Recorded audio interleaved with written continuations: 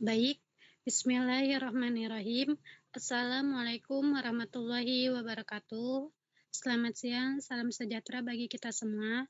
Yang terhormat Ibu Kristanti SEMAK selaku dosen pengampu mata kuliah akuntansi sektor publik dan teman-teman yang saya banggakan. Kami dari kelompok 1 ingin mempresentasikan hasil diskusi kami yang berjudul Penganggaran Sektor Publik. Di sini saya tidak sendiri, saya bersama teman-teman saya.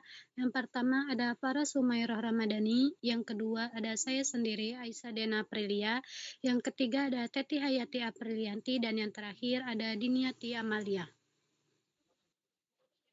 Materi yang akan kami bahas, yang pertama ada teori penganggaran publik, yang kedua ada sistem penganggaran publik, yang ketiga ada siklus penganggaran publik, yang keempat ada teknik penganggaran publik, yang kelima ada penganggaran publik di berbagai negara maju dan berkembang, dan yang terakhir ada APBN dan APBD.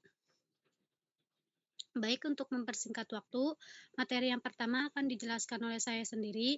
Jadi di sini ada anggaran merupakan suatu alat untuk perencanaan dan pengawasan operasi keuntungan dalam suatu organisasi laba, di mana tingkat formalitas suatu budget tergantung besar kecilnya organisasi. Sedangkan pengertian anggaran sektor publik adalah perencanaan finansial tentang perkiraan pengeluaran dan penerimaan yang diharapkan akan terjadi di masa mendatang dengan melihat data yang diperoleh dari masa lalu sebagai acuan penetapan anggaran. Anggaran sektor publik harus dapat memenuhi kriteria antara lain yang pertama ada merefleksikan perubahan prioritas, kebutuhan dan keinginan masyarakat, serta menentukan penerimaan dan pengeluaran departemen-departemen pemerintah atau pemerintah daerah. Next. Anggaran sektor publik dibuat untuk membantu menentukan tingkat kebutuhan masyarakat seperti listrik, air bersih, kualitas kesehatan, pendidikan, dan lain-lain, agar terjamin secara layak. Maka dari itu, tingkat kesejahteraan masyarakat dipengaruhi oleh keputusan yang diambil oleh pemerintah melalui anggaran yang dibuatnya. Kebanyakan organisasi sektor publik membedakan antara tambahan modal dan penerimaan, serta tambahan pendapat dan pengeluaran. Hal itu akan berdampak pada pemisahan penyusunan anggaran tahunan dan anggaran modal tahunan. Di sini ada contoh jenis anggaran publik. Yang pertama yaitu ada anggaran negara dan daerah. Yang kedua ada rencana kegiatan anggaran perusahaan, yaitu anggaran usaha setiap BUMN atau BUMD serta badan hukum publik atau gabungan publik privat. Next. Adapun di sini ada fungsi-fungsi anggaran sektor publik. Yang pertama ada anggaran merupakan hal akhir dari proses penyusunan rencana kerja. Yang kedua ada anggaran merupakan cetak biru aktivitas yang akan dilaksanakan di masa mendatang. Yang ketiga ada anggaran sebagai alat komunikasi internal yang menghubungkan berbagai unit kerja dan mekanisme kerja antara atasan serta bawahan. Yang keempat ada anggaran sebagai alat pengendalian unit kerja. Yang kelima ada anggaran sebagai alat motivasi dan persuasi tindakan yang efektif serta efisien dalam mencapai visi organisasi. Yang keenam ada anggaran yang merupakan instrumen politik, dan yang terakhir ada anggaran merupakan instrumen kebijakan fiskal. Di sini pun ada karakteristik anggaran publik. Yang pertama ada anggaran yang dinyatakan dalam satuan dan satuan keuangan. Yang kedua ada anggaran yang umumnya mencakup jangka waktu tertentu yaitu 1 atau beberapa tahun.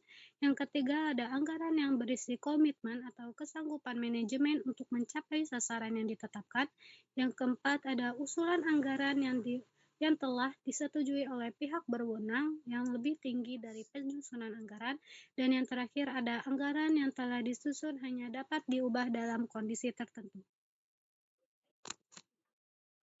Selanjutnya ada sistem penganggaran publik, di mana kita mengutip dari paper Musgrave tahun 1989 dan Beck-Dijen tahun 2001. Paling tidak terdapat 2 sistem penganggaran yang berlaku di dunia ini. Yang pertama ada traditional budgeting system atau TBS. Jadi sistem ini tuh memperhatikan elemen input berdasarkan lini. Maka sistem ini disebut juga dengan line item budgeting system. Terus yang kedua ada Performance Budgeting System atau PBS. PBS ini merupakan teknik penganggaran yang didasarkan pada output dan tujuan dengan penekanan utamanya adalah alokasi sumber daya berdasarkan analisis ekonomi. Next. Di sini ada tabel perbedaan teknik TBS dan PBS. Untuk fokus, si TBS ini line itemnya itu input, terus yang PBS ini output. Terus ada proses inputnya. Yang TBS ini berdasarkan tingkat pengeluaran pada setiap departemen, yang PBS berdasarkan output dan outcome yang ingin dicapai. Lalu ada evaluasi. Dari TBS sendiri ini jenis dan jumlah belanja pada setiap level pengeluaran. Lalu PBS. PBS ini evaluasinya itu target yang ingin dicapai sehingga evaluasi dilakukan pada setiap alternatif kegiatan. Lalu di bagian alternatif kegiatan, TBS ini tidak memperhatikan alternatif, sedangkan PBS itu alternatif kegiatan akan dievaluasi mana yang paling efektif dan efisien. Lalu ada sudut pandang politik. Dari TBS sendiri ini, politisi lebih menyukai line item karena terdapat kontrol ketat pada penyusunan dan tidak memperhatikan capaian jangka panjang. Lalu di PBS sendiri tidak memperhatikan capaian jangka panjang kecuali ada jaminan akan terpilih kembali.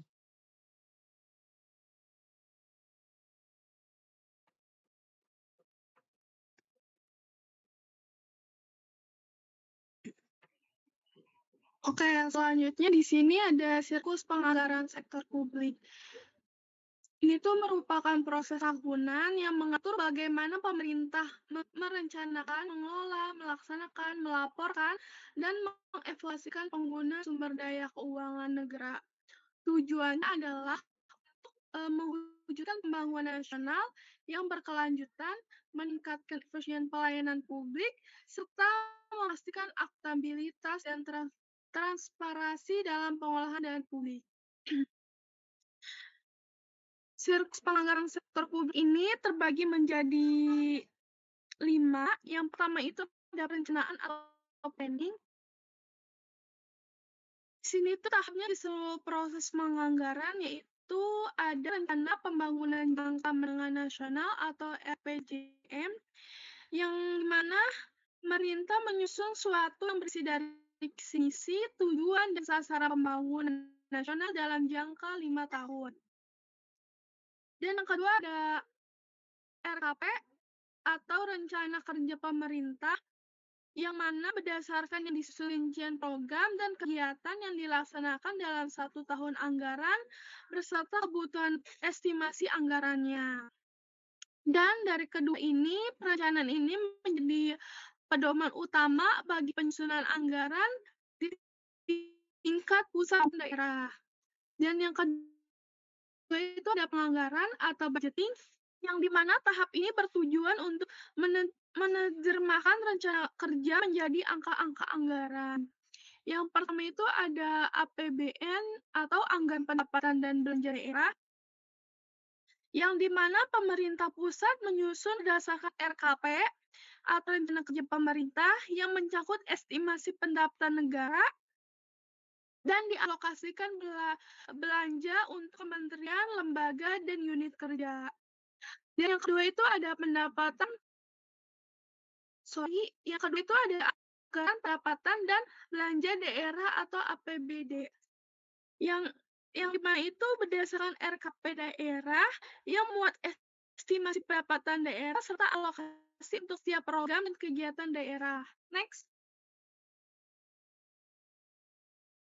Dan selanjutnya ada pelaksanaan, yaitu menyusun kegiatan tersebut dijalankan sesuai dengan APBD, APBN yang telah disetujui.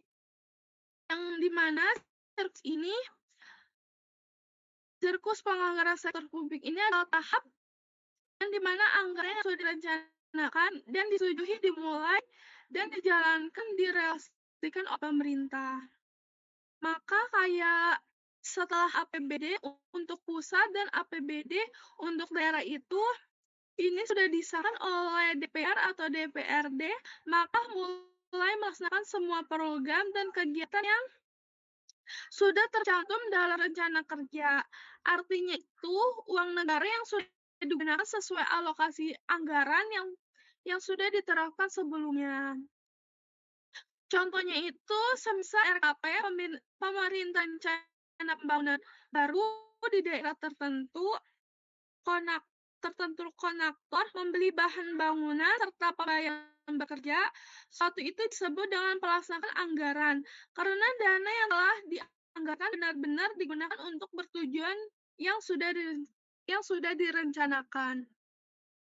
Dan yang kedua itu ada monitoring dan pengendalian, yang dimana monitoring ini atau pemantauan untuk memastikan kegiatan berjalan sesuai dengan jadwal dan anggaran. Yang kedua itu ada pengendalian atau controlling jika perubahan kondisi, misalkan harga bahan naik atau terjadi bencana, maka anggaran bisa disesuaikan agar tetap efektif. Dan yang keempat itu ada laporan, yang dimana tahap ini berfokus pada akuntabilitas dan transparansi keuangan.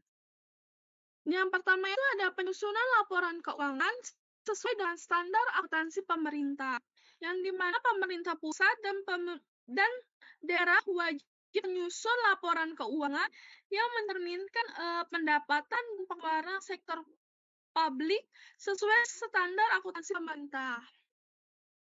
Yang kedua ada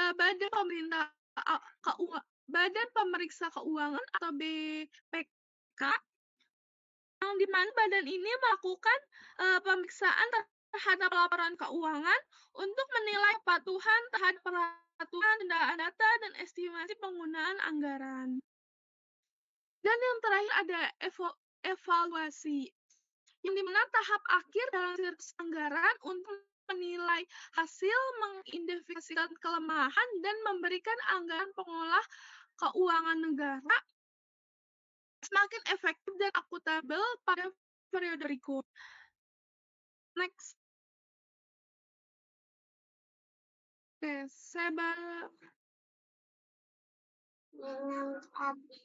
Oke, selanjutnya ada teknik penganggaran publik.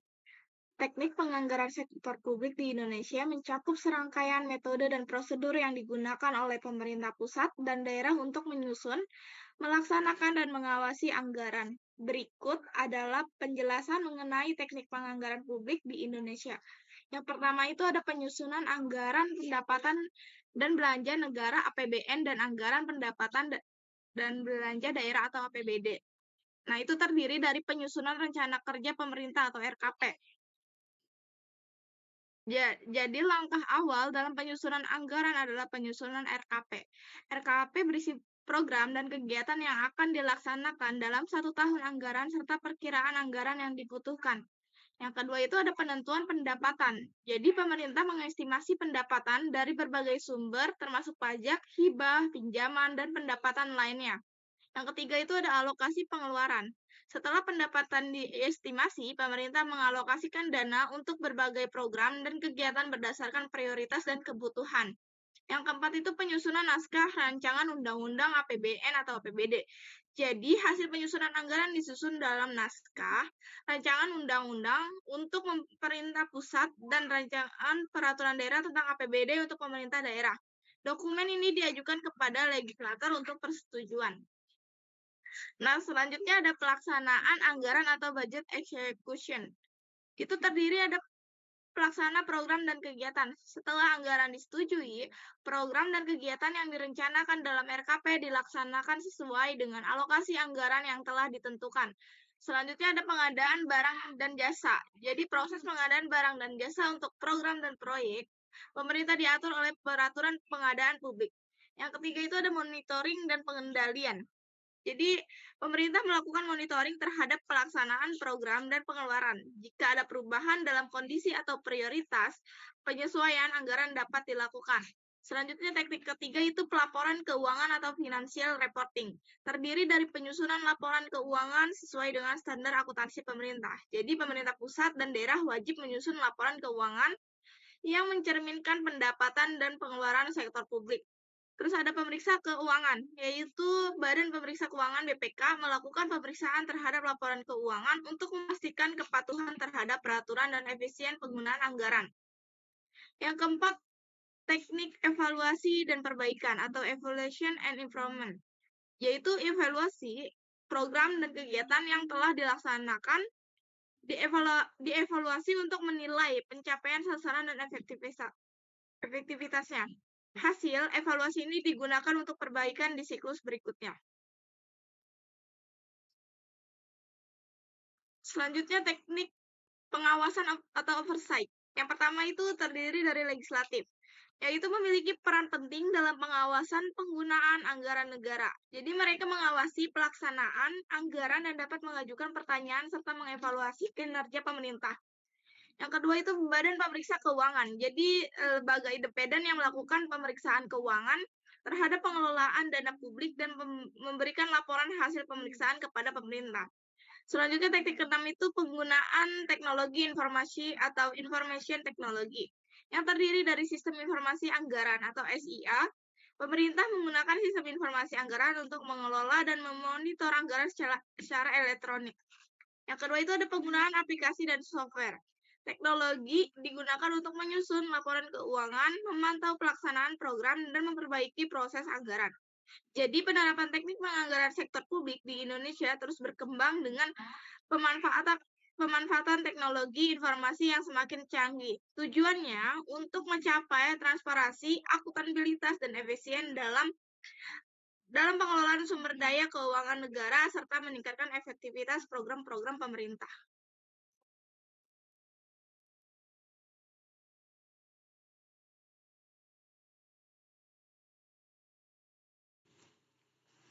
Baik, di sini ada penganggaran publik di berbagai negara maju dan berkembang.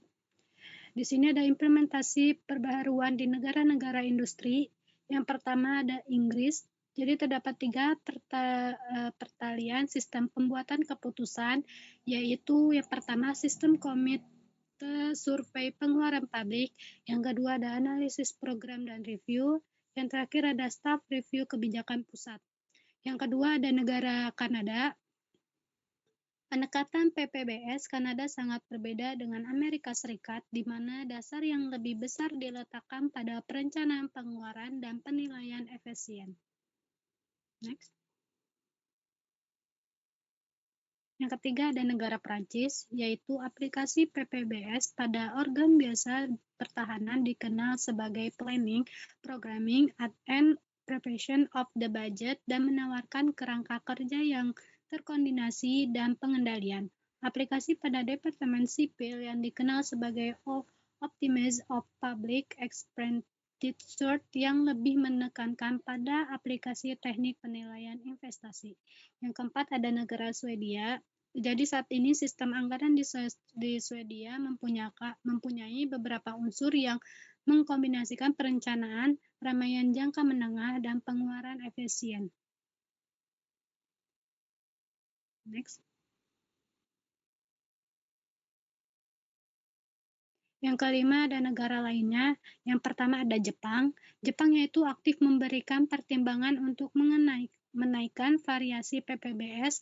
Yang kedua ada negara Australia, Denmark, Jerman, Selandia Baru, dan Belanda adalah negara yang memperkenalkan secara luas berbagai reformasi yang melibatkan pemilihan reklasi anggaran ke dalam program ramalan jangka menengah, pengenalan terhadap penilaian, pengukuran produktivitas, dan kinerja pada beberapa bagian. Yang ketiga ada Yunani. Selama 3 tahun telah memperkerasi implementasi bentuk Zero-Based Budgeting atau ZBB dan program penilaian. Usaha diorientasikan pada pemilihan mengadopsi beberapa bentuk ZBB, kemudian mentransplantasi sistem Amerika Serikat. Next. Implementasi perbaharuan di negara-negara berkembang, yaitu yang pertama ada pengenalan sistem PPBS di India, Indonesia, Malaysia, Nepal, dan Sri Lanka tidak membawa perubahan dalam memfungsikan perencanaan dan penganggaran yang akan dilakukan dilaksanakan dengan basis rangkap 2. Yang kedua ada cangkupan dari sistem baru juga terbatas. Di Malaysia dan Indonesia, hal itu hanya terbatas pada anggaran pembangunan, sementara di India anggaran kinerja disiapkan sebagai dokumen pendukung. Next.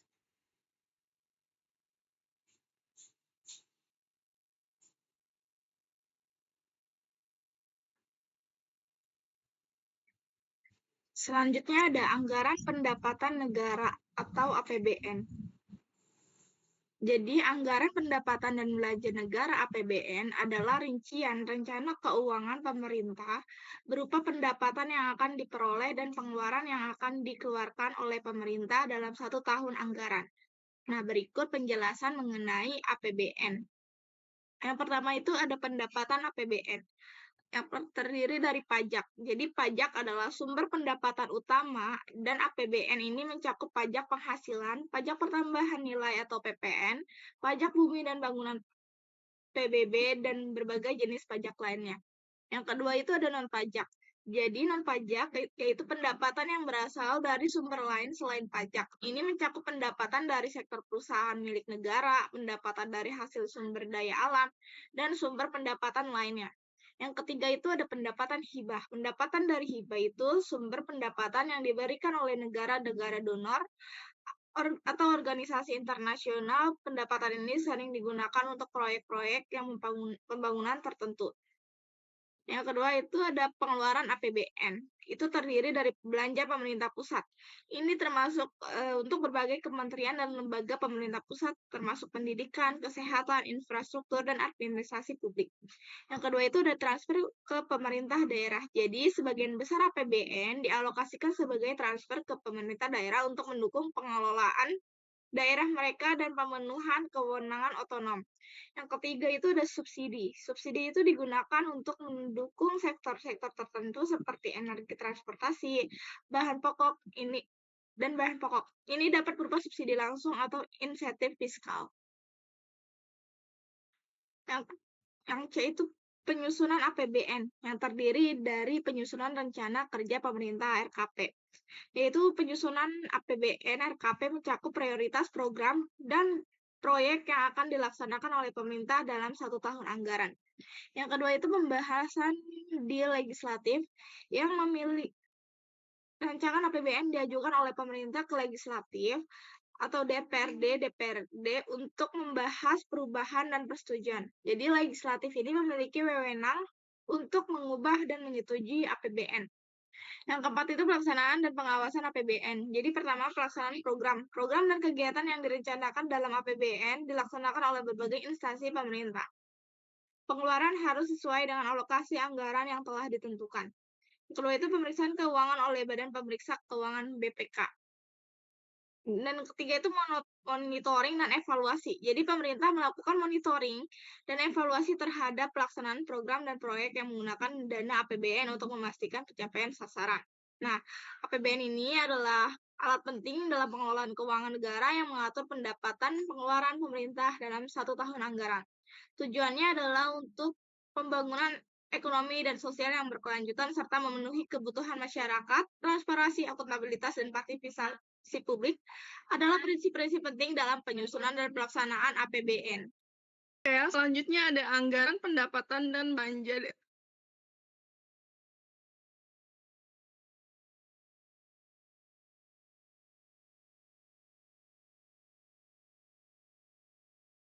Oke, selanjutnya ada pendapatan dan belanja daerah atau APBD. Yang dimana rincian rencana keuangan pemerintah dan daerah berupa pendapatan yang akan diperoleh dan pengeluaran yang akan dikeluarkan oleh pemerintah daerah dalam 1 tahun anggaran.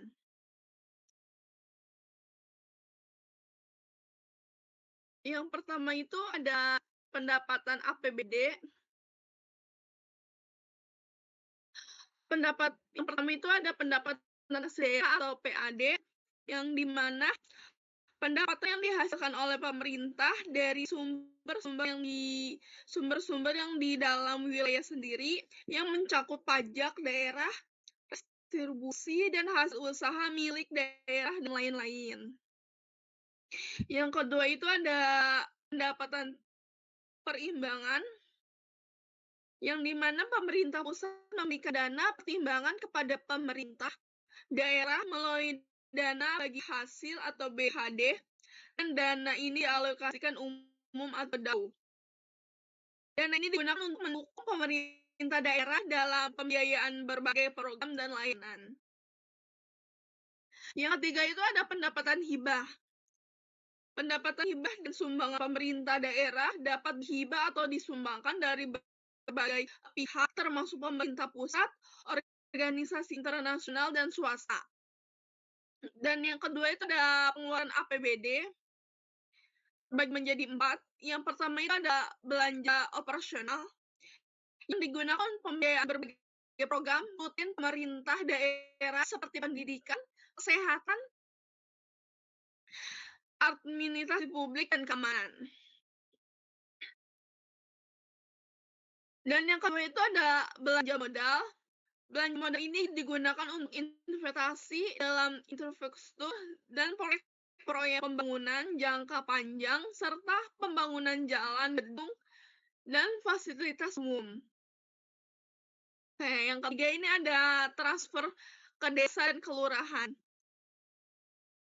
Yang dimana sebagai APBD ini dialokasikan sebagai transfer ke desa dan pengeluaran ini untuk mendukung pengembangan di tingkat lokal.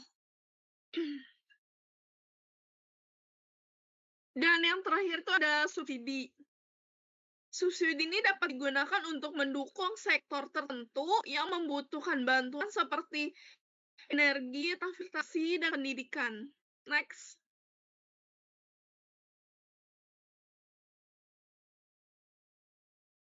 Dan yang ketiga itu ada penyusunan APBD. Itu terbagi menjadi 2. Yang pertama itu ada RPJMD, yaitu penyusunan rencana pembangunan jangka menengah daerah, yang dimana dasar penyusunan APBD ini menyangkut visi misi dan program pembangunan yang akan dilaksanakan dalam jangka menengah. Dan yang kedua itu ada pembahasan di legislatif daerah, rancangan APBD yang diajukan oleh pemerintah daerah di legislatif daerah atau DPRD. Ini tuh untuk membahas perubahan dan persetujuan oleh DPRD yang memiliki wewenang untuk mengubah dan menyetujui APBD tersebut. Yang keempat itu adalah pelaksanaan dan pengelolaan APBD terbagi menjadi 3. Yang pertama itu ada pelaksanaan program. Program ini dan kegiatan ini dilaksanakan untuk dalam APBD yang dilaksanakan oleh berbagai instansi pemerintah daerah. Pengeluaran harus sesuai dengan alokasi anggaran yang telah ditemukan. Yang kedua itu ada pemeriksaan keuangan oleh Badan Pemerintah Keuangan atau BPK. Daerah ada lembaga independen yang melakukan pemeriksaan terhadap penggunaan anggaran oleh pemerintah daerah untuk memastikan kepatuhan terhadap peraturan dan efisiensi penggunaan anggaran. Yang terakhir itu ada monitoring dan evaluasi. Pemerintah adalah yang dilakukan oleh monitoring dan evaluasi terhadap pelaksanaan program yang menggunakan dana APBD untuk memastikan pencapaian sasaran. Next. Dan APBD ini adalah alat penting dalam pengolahan keuangan pemerintah yang mengatur pendapatan dan pengeluaran daerah dalam satu tahun anggaran. Tujuannya adalah untuk mencapai pembangunan ekonomi dan sosial di tingkat lokal serta memenuhi kebutuhan masyarakat, transparansi, akuntabilitas, dan partisipasi publik adalah prinsip-prinsip penting dalam penyusunan dan pelaksanaan APBD.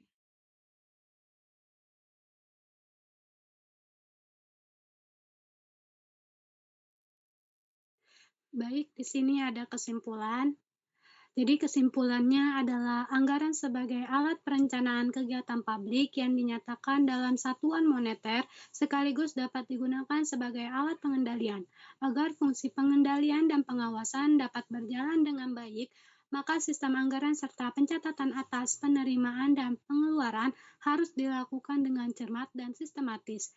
Dan anggaran merupakan instrumen penting dalam melaksanakan rencana-rencana suatu organisasi untuk melayani masyarakat dan juga anggaran menjadi suatu tolak ukur dalam melihat kondisi keuangan baik biaya ataupun pendapatan.